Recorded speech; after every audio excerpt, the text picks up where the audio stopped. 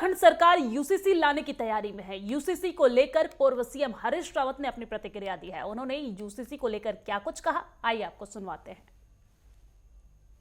जो है एक अपने को उत्तराखंड को एक वो पेश कर रहे हैं ताकि पार्टी ये कह सके हम यूसीसी ला भी रहे हैं, एक संकेत दिया जा सके जी यूसीसी इनको लानी होती। यूसीसी का अर्थ है कॉमन सिविल कोड। कॉमन तभी तो होगा जब सारे देश का एक होगा। और आप उत्तराखंड का अलग होगा, असम का अलग होगा, महाराष्ट्र का अलग होगा, गुजरात का अलग होगा, तो फिर वो कॉमन कहाँ से रह गया।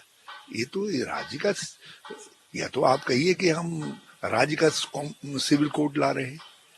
यदि आप कॉमन सिविल कोड ला रहे हैं, देश को ध्यान में रख करके ला रहे हैं, तो फिर ये सारी एक्सरसाइज जो है ये एक चुनावी प्रचार है और इसमें राज्य का जो पैसा वेस्ट किया गया है वो गलत किया गया है। और मैं तो इसलिए प्रारंभ से ही कहता रहा हूँ कि बेगानी शादी में अब्दुल्ला दीवाना, शादी है मोदी जी और अमित शाह जी की, और उसमें पुष्कर सिंह धामी दीवाने हो रहे हैं, वो नाच रहे हैं यूसीसी यूसीसी कह करके। और अब एक मकसद समझ में आता है, क्योंकि उनकी सरकार के पास कुछ सॉलिड बताने को नहीं है, इसलिए यूसीसी कह करके वो लोगों का ध्यान हटा रहे हैं अपनी विफलताओं पर से, बाहर रख रहे हैं।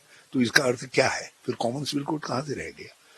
पंजाब वाले कहेंगे हम सिखों को बाहर रखेंगे, तो बाकी देश भर के सिख क्या करेंगे। सिखों का भी तो विरोध है और भी बहुत सारी कम्युनिटीज का विरोध है।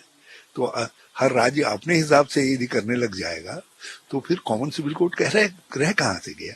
यही खतरा देख करके कि ट्राइब्स में इसका बड़ा भारी असर हो रहा है, नॉर्थ ईस्ट में बहुत अनरेस्ट पैदा हो जाएगा, देश के लिए नुकसान हो जाएगा। इसीलिए जो है केंद्र सरकार ने हाथ पीछे खींच लिए जब विरोध देखा।